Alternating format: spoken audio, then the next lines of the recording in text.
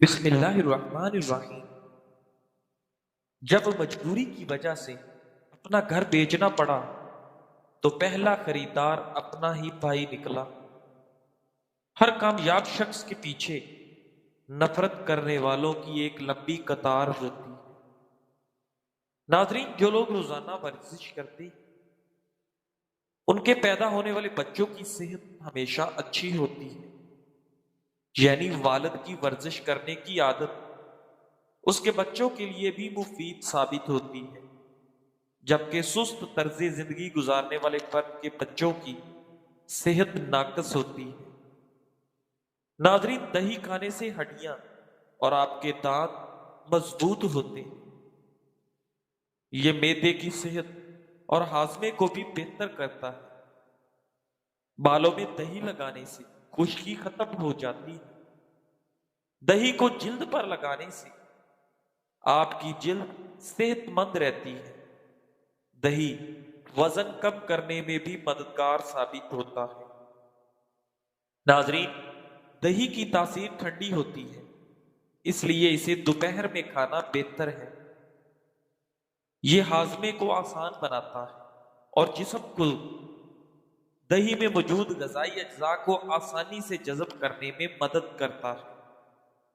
ناظرین، دہی رات کو نہیں استعمال کرنا چاہیے۔ رات کو دہی کھانے سے آپ کو نزلہ، کھانسی، ہڈیوں کے مسائل اور آپ کی بلغم میں اضافہ ہو سکتا ہے۔ اس کی وجہ یہ ہے کہ دہی میں ٹھنڈی خصوصیات ہوتی ہیں۔ ناظرین، رات کے وقت جسم کا درجہ حرارت کم ہو جاتا ہے، جس سے آپ کی صحت پر منفی اثر پڑتے ہیں۔ سردیوں میں خاص طور پر صبح یا رات کے وقت دہی کھانے سے پرہیز کریں۔ ناظرین کرامی، نبی کریم صلی اللہ علیہ وآلہ وسلم نے فرمایا، اللہ عز و جل نے ارشاد فرمایا، میں نے اپنے نیک بندوں کے لیے وہ کچھ تیار کر رکھا ہے جسے نہ کسی آنکھ نے دیکھا اور نہ کسی کان نے سنا اور نہ کسی انسان کے دل میں ان کا خیال تک گزرا ہے۔ کتاب اللہ میں اس کا مصداق یہ آیت ہے، کسی کو معلوم نہیں کہ جو نیک کام وہ کرتے رہے، ان کی جزا کے طور پر ان کی آنکھوں کو ٹھنڈا کرنے کے لیے کیا کچھ چھپا کر رکھا گیا ہے۔ صحیح مسلم۔ ناظرین، سفیدے کا پتا چبانے سے آپ کے دانت مضبوط ہوتے ہیں۔ شہد میں اخروٹ شامل کر کے کھا لو، بدن کی طاقت میں اضافہ ہو جاتا ہے اور آپ کی دماغی صلاحیتوں میں بھی اضافہ ہو جاتا ہے۔ ناظرین، جو لوگ موٹاپے سے نجات حاصل کرنا چاہتے ہیں وہ کھیرے کے رس میں لیمو نچوڑ کر پی لیا کریں۔ سورج مکھی کے تیل کی پاؤں پر مالش کرنے سے آپ کا قد بڑھنے لگتا ہے۔ انڈوں کا استعمال اعتدال میں کریں۔ زیادہ انڈے کھانے سے چہرے پر چھائیاں اور جھریاں پڑ جاتی ہیں۔ ناظرین، جو انسان دہی زیادہ استعمال کرتا ہے اس کا چہرہ ہمیشہ جوان دکھائی دیتا ہے۔ ناظرین گرامی، نیند نہ آنے کا مسئلہ ہو تو پودینے کی خوشبو سونگھ لو، آپ کو نیند جلدی آ جائے گی۔ ناظرین، بلا وجہ پانی کی پیاس لگنا آپ کی صحت اچھی ہونے کی علامت ہے۔ پسینہ زیادہ آنا جگر کی گرمی کی نشانی ہے۔ نیند میں خراٹے لینا ناک کے غدود بند ہونے کی علامت ہے۔ ناظرین، جو لوگ پانی کم پینے کے عادی ہوتے ہیں ان کو جوڑوں کا درد اور گردوں میں پتھری کا مسئلہ زیادہ ہوتا ہے۔ اگر بچے کو تیز بخار ہو جائے تو دیسی مرغ کی یخنی استعمال کرو، فوری افاقہ ہوگا۔ ناظرین، بازار میں دستیاب ڈبہ بند جوس، سافٹ ڈرنک جو بظاہر تازہ اور صحت بخش لگتا ہے لیکن در حقیقت یہ جگر کے لیے کافی نقصان دہ ہو سکتا ہے۔ ناظرین، چین میں ہونے والی ایک نئی تحقیق میں انکشاف ہوا ہے کہ روزانہ صرف ایک ڈائٹ یا میٹھی سافٹ ڈرنک پینا جگر پر چربی چڑھنے کے خطرے میں نمایاں اضافہ کر دیتا ہے۔ ماہرین نے بتایا کہ ان مشروبات میں موجود چینی یا مصنوعی مٹھاس جسم میں انسولین اور بلڈ پریشر، شوگر کی سطح کو بڑھا دیتی ہے، جس سے آپ کے جگر میں چربی جمع ہونے لگتی ہے۔ ناظرین، تحقیق کے مطابق روزانہ ایک ڈائٹ سوڈا پینے سے یہ خطرہ 60%، جبکہ چینی والی سافٹ ڈرنک پینے سے 50% تک بڑھ جاتا ہے۔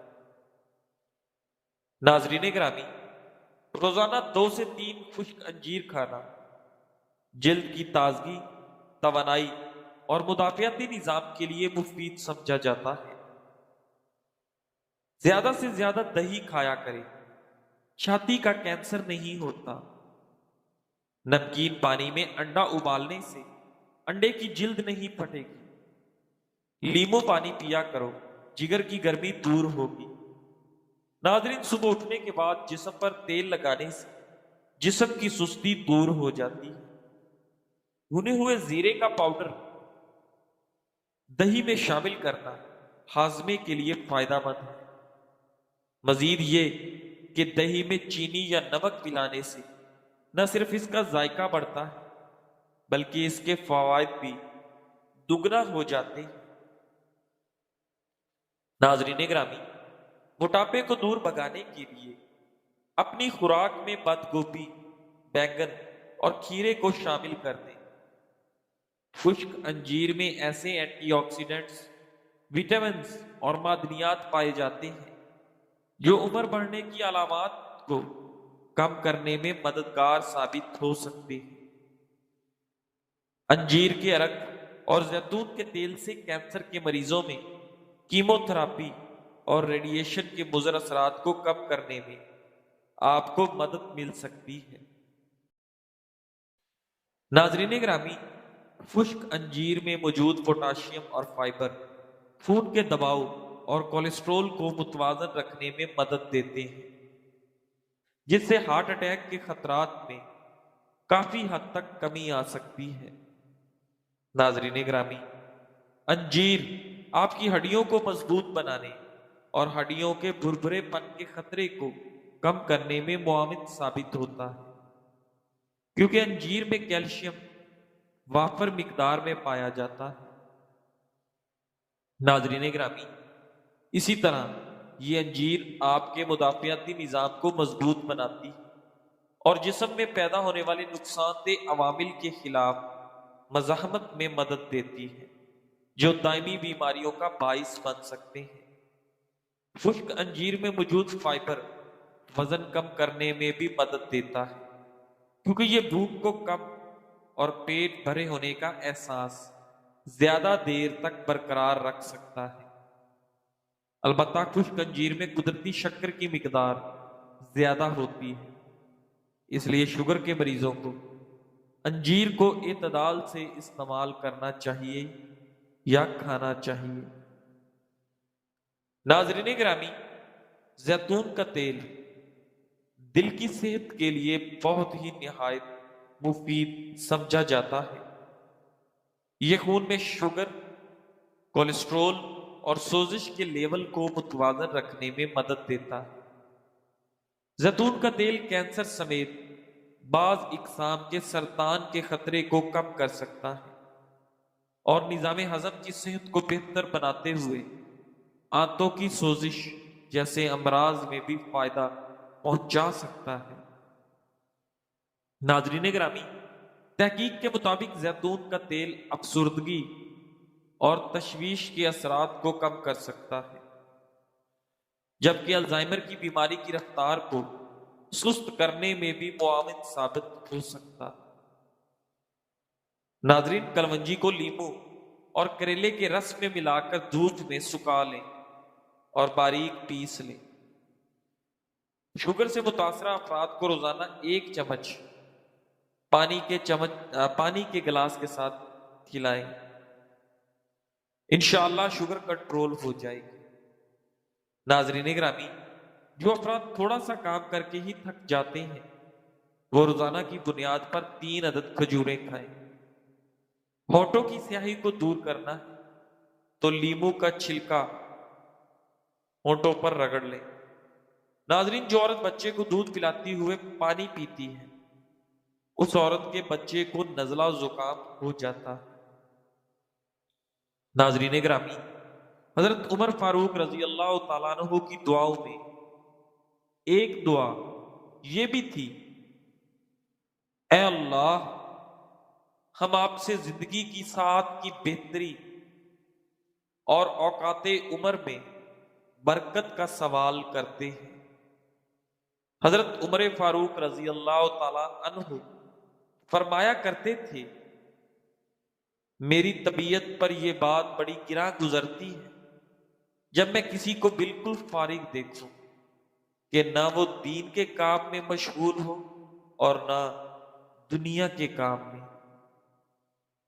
عمر بن عبدالعزیز رحمۃ اللہ علیہ فرماتے ہیں، دن رات کی گردش آپ کی عمر کو کم کر رہی ہے تو آپ عمل میں پھر کیوں سست ہیں؟ ان میں سے ایک مرتبہ کسی نے کہا کہ یہ کام کل تک مؤخر کیجئے۔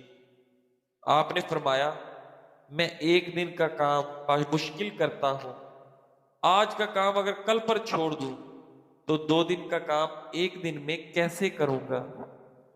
متاع وقت اور کاروان علم۔ ناظرین گرامی، جوانی واپس چاہتے ہیں تو ادرک کے ابلے ہوئے پانی کو چہرے سے اچھی طرح اس باپ کو اپنے چہرے پر لیں، آپ کا چہرہ جوان ہو جائے گا۔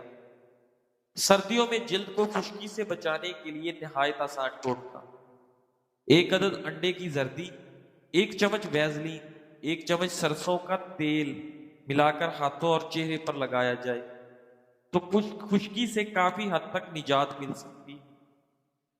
ناظرین، ماہرین جلد کا کہنا ہے کہ اس آمیزے سے انڈے کی بدبو بالکل نہیں آئے گی، کیونکہ سرسوں کے تیل کی بو انڈے کی بو کو ختم کر دے گی۔ اس آمیزے کو بطور سیرم لگایا جائے، یعنی لگا کر مساج کی طرح سے جذب کر لیا جائے۔ ناظرین، اس آمیزے کے استعمال سے آپ کی جلد تر و تازہ اور نم رہتی ہے۔ اسے آنکھوں کے گرد بھی لگایا جا سکتا ہے، جبکہ ہاتھوں، پیروں اور پورے جسم پر بھی لگایا جا سکتا ہے۔